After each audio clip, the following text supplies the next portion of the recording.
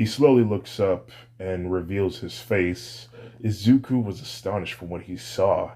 His father's face was burned horribly. He was blinded in one eye, and his head hair was gone. Izuku backed away from when he saw his father like that. Dad, what happened to you? We can't talk here. There's Gentech agents everywhere. Come on, follow me. Hasashi takes Izuku's hand. Izuku felt like something was wrong with him. With the touch, he wanted to run it. With the touch, he wanted to run away from him, but he couldn't find himself to do it. Soon, the two were at a rundown part of New York City. They ran up a few flight of stairs, and then Hasashi took Izuku to a room that looked like it was on the setup for a heist on the Gentech building. There was schedules to where workers and security guards leave and switch places. There was even a blueprint layout of the Gentech building. Hasashi then went over to the corner of the room and grabbed a seat. Here, why don't you take a seat, Izuku? Izuku was very cautious around his dad, for every fiber in his being was telling him to run away, but instead he sat down. Hasashi paces back and forth. Dad, what happened to you? How are you still alive? Hasashi stopped and looked at his son.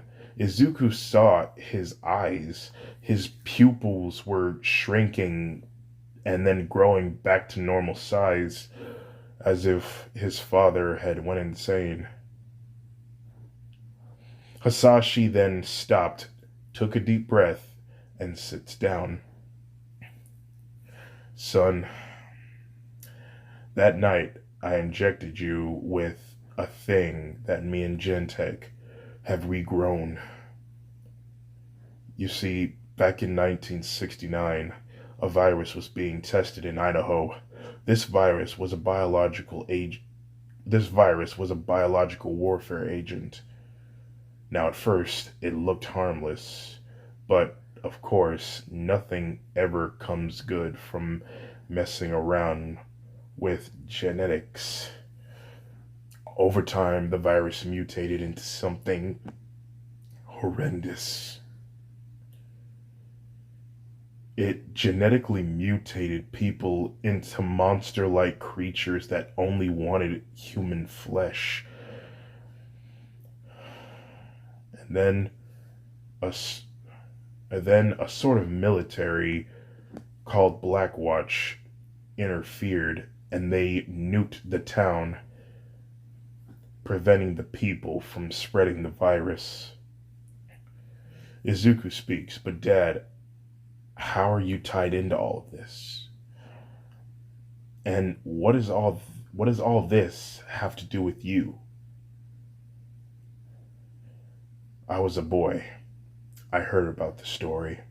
It truly fascinated me when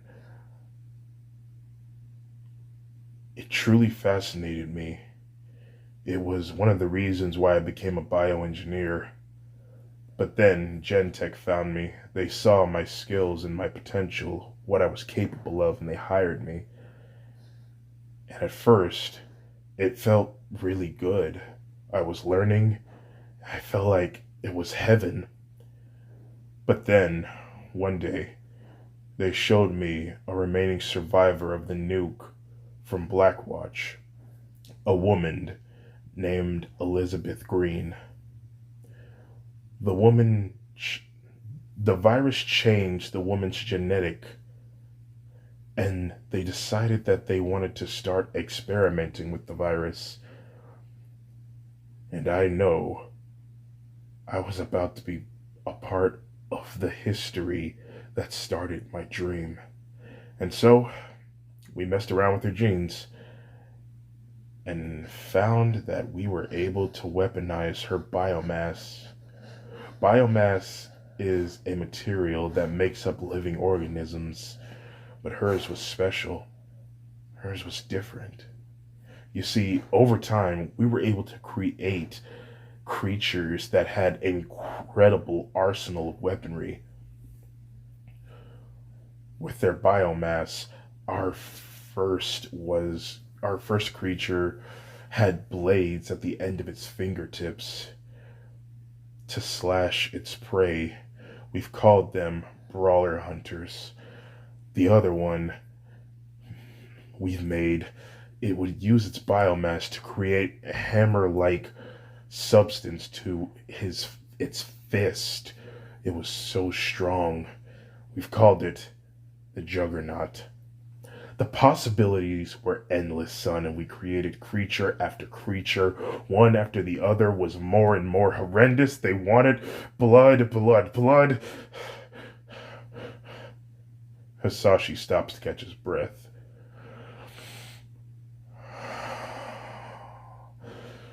And one day, they gave me the opportunity to combine all those genes, those qualities, into one so that a person could use it. At the time, I felt honored, but the task was more harder than I thought because with each gene we combined into a human gene, the results would be disastrous. Until a few years later, I finally got it. I was able to combine all the genes from the creatures and make it into a human able to wield it. But there was one catch. You see, one day, my group found a man who was willing to volunteer to be a test subject in exchange that we would make sure that his family would be set for life financially. One day, in the testing room, we injected him with the blacklight virus. We called the first test the prototype. A few hours, and it would appear that nothing would happen until we got a reaction.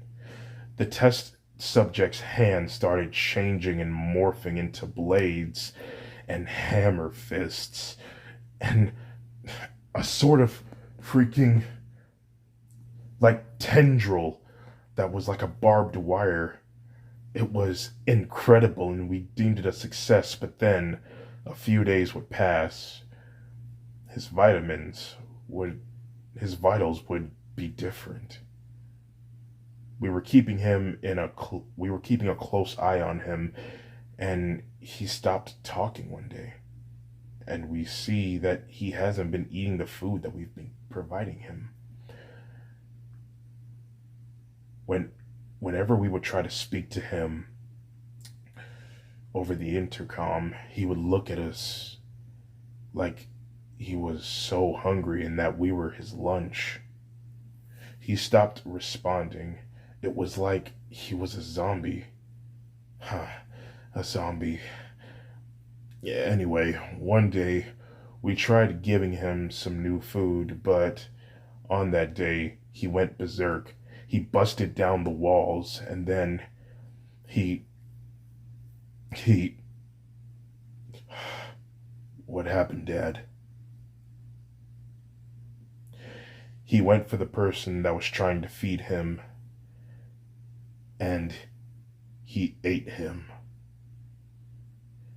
And to our surprise, he took the perfect shape of his caretaker. He had his hair, his eyes, his nose, and his ears, and he even somehow managed to copy his clothes. It was truly amazing. I don't know how I did that, but it was so amazing. Anyway, he tried to escape, but we stopped him. He was deemed too much of a threat to live, so we tried to exterminate him. But then something happened that we didn't even expect. He healed back to normal once we removed his head from his body. It was amazing, but also horrifying. And it was at that moment I thought to myself, what have I created? I couldn't bear the thought of this man I've turned into. I couldn't bear the thought of the monster that I've turned this man into. And so, with everything in my power, I made it so that this man could rest in peace. After a few attempts, we've managed to put him down forever and end his suffering. We put him in a cremator and turned his body into ash and made sure that there was nothing left of that ash for him to recover from. With that, he was finally gone. There was nothing left for him to regrow from. There had to be absolutely nothing left. Not even a single strand of tissue.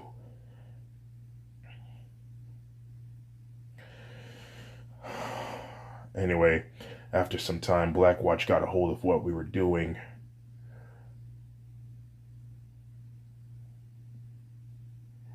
They they thought that we were going to initiate. They knew that we were recreating the virus, and I thought they just came there to annihilate us for trying to revive the 1960s virus, but instead, they wanted to work together for us to perfect and weaponize it. And it was at that moment I realized I can't let them get a hold of this. So I told them that I ran out of the materials that I had to make it. They provided me with more resources and money, and I was willing to lie so that they can't get their hands on this. And after some time, I met your mother. We fell in love, and we had you. And during the times when you were born, I have been secretly perfecting the blacklight virus. And I was hoping that I had perfected the cannibalistic drawback. The cannibalistic drawback. But unfortunately, that wasn't the case.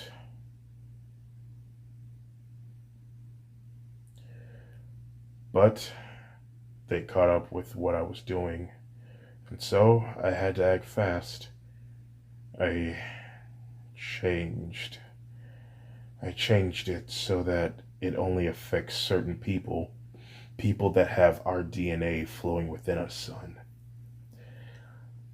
And that night, I gave you the best form of the black light virus that I could make. Since you were going to be quirkless, I thought I should let you have it so that you could do what you've always dreamed of, to protect and save the innocents. But that night I injected you, I realized that I didn't inject you with all of it. There was still a little bit of the virus left within the syringe. I thought about going back and finish injecting you, but through my better judgment, I decided not to. The day The day after that, I was at work. They had completely caught up to me, and they wanted me exterminated.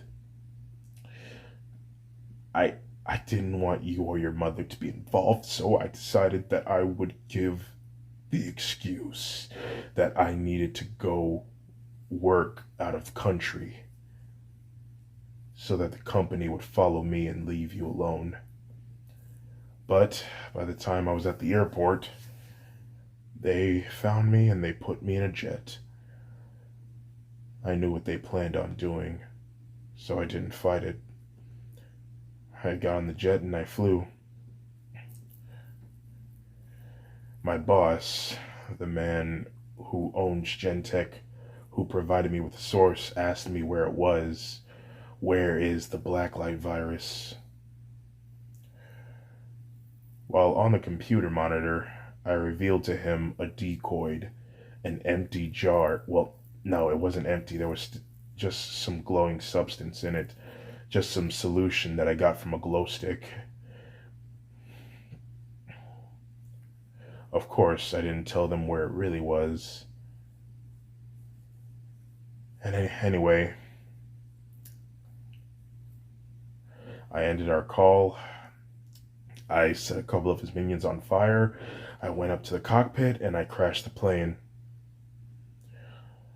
I crashed it into the side of the mountain. But then, as the flame started to engulf my body, I remembered something. Something very important.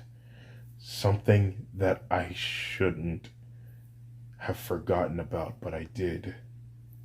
And so, using the last bit of strength that I had, I took the syringe that had a bit of the blacklight virus left that was in it, and I injected myself with it. And that's it. That that's it? Like that's it? What do you mean that's it? I mean, I don't remember much.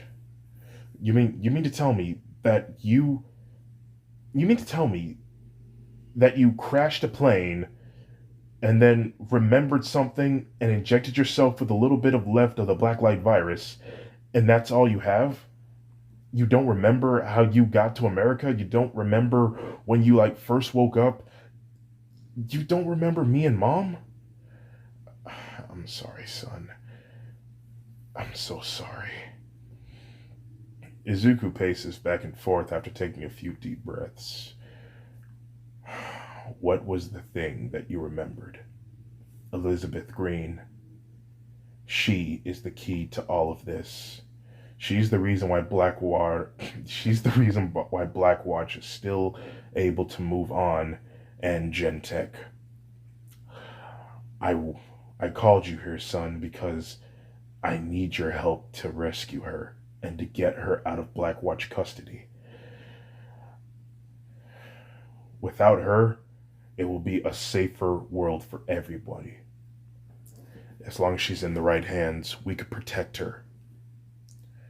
But Dad, why don't we just go to the police? They gotta know, they gotta do something, right?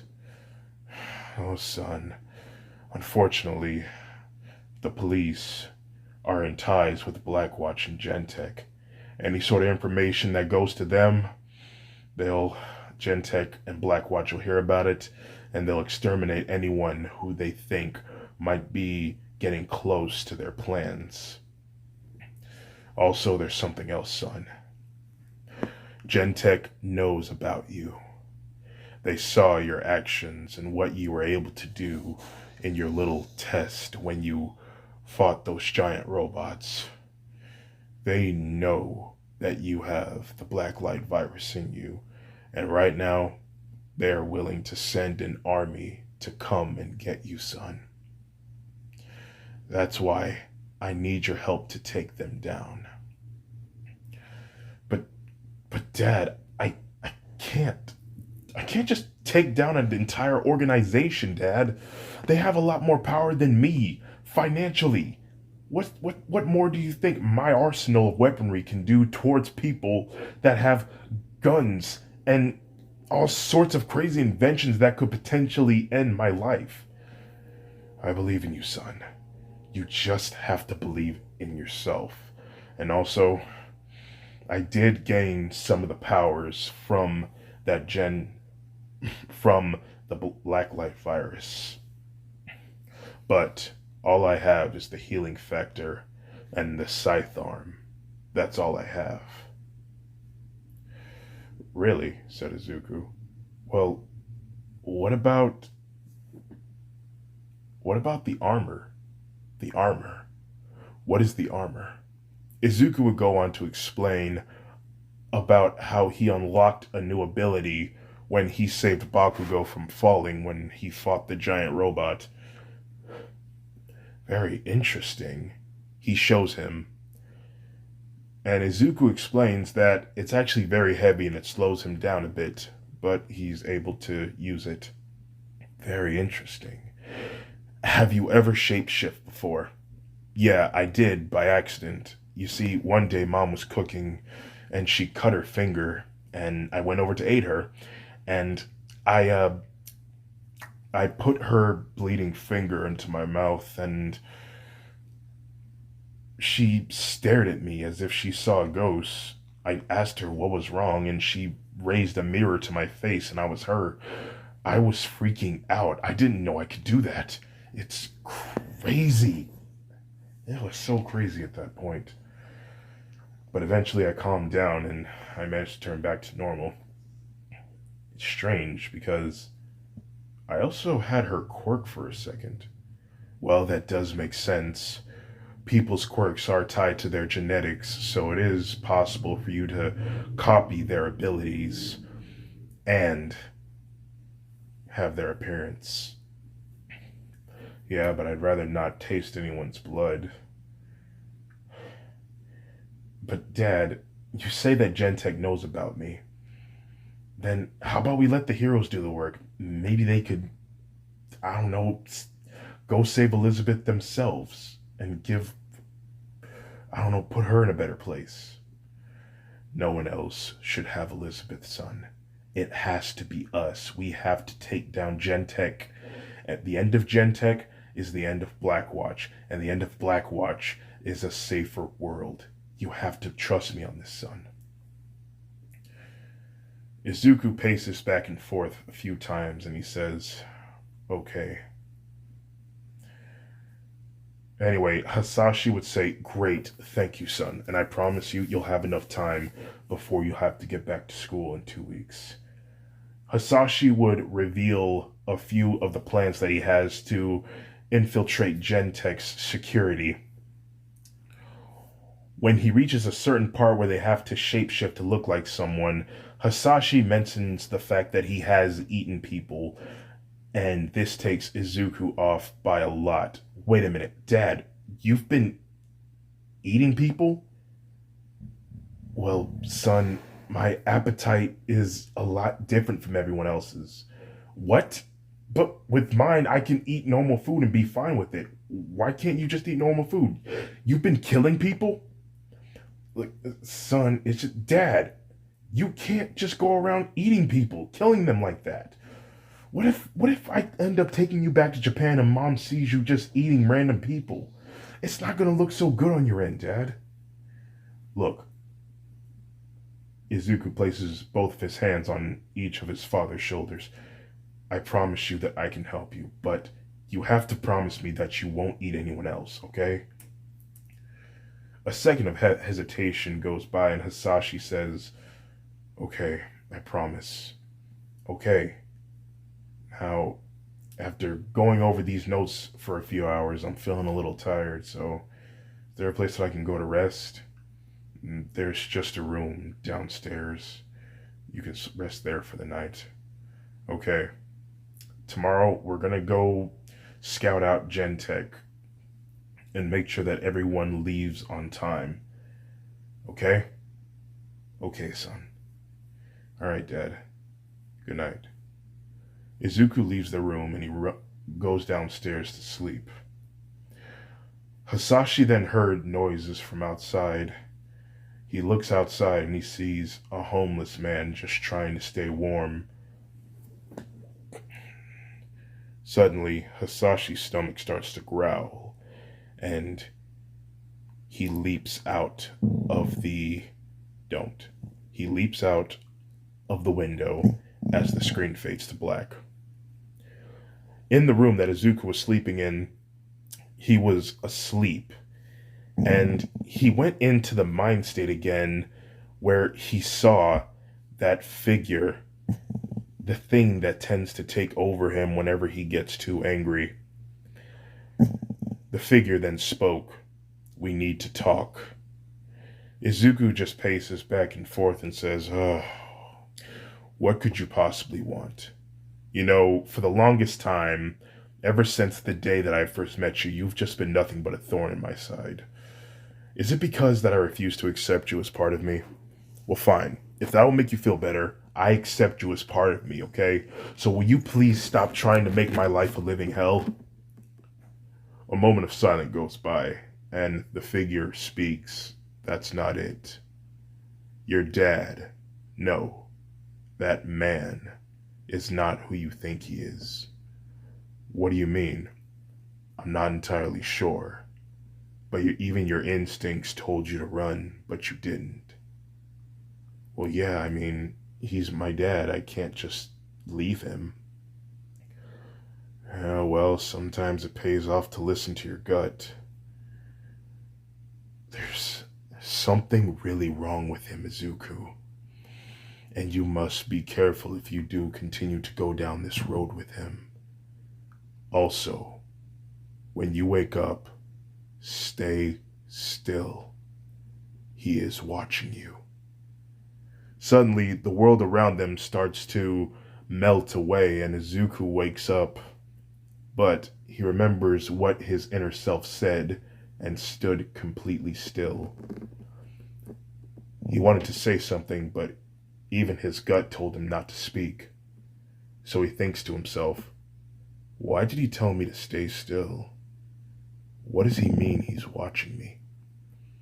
Being as still as he could, he uses his eyes to look around. The room was dark, and soon his eyes adjusted to the darkness. He was able to make out certain things. When he looked at the doorway, he saw his father standing in the doorway, just staring at him. Izuku wasn't even sure if he was just so scared that he couldn't move, or that he was just paralyzed over some sort of agent. Suddenly, Hasashi walks closer to Izuku, and Izuku pretends to sleep, closing his eyes. Even hearing the pitter-patters of his footsteps getting closer, Izuku's heart starts to race. Why am I so scared of him? I'm more stronger than him, right? Hasashi reaches next to Izuku's bed. He then conjures his scythe arm, and he cautiously raises it to Izuku's neck as if he was about to cut him. Izuku was sweating with tears. He didn't even have to open his eyes to know that his father was raising a dangerous weapon to his neck. But then Hasashi took the blade away from his son's neck, and he walks out of the room. When Izuku heard his footsteps getting further and further away from him, he then jumped out of bed and then jumped out of the window. I gotta get out of here. As Izuku continues to glide through the sky, he gets a good few feet away, which could be considered more likely he was more than a few feet away. I'd say like a mile away. After flying for a while, he finally was able to catch his breath. What is going on? What is wrong with Dad? Izuku's blood stopped flowing through his body, and his heart sunk deeper into him, metaphorically, of course. And he slowly turned around to see Hasashi looking at him with a blank stare. What are you doing up so late? Izuku was so scared that he couldn't even find the right words until his mouth just spoke. Oh, I was just, you see, I was just getting some fresh air. Hasashi stares at him. Fresh air? About a mile away from the place that you're supposed to be asleep right now? In the middle of the night? Hasashi was in arm's reach of Izuku, and Izuku nervously said, yes? Hasashi then leaned in closer at Izuku and he said, very well then, you got your air. Now let's go back. Hasashi then wrapped his arm around Izuku, and they both walked back to the hideout.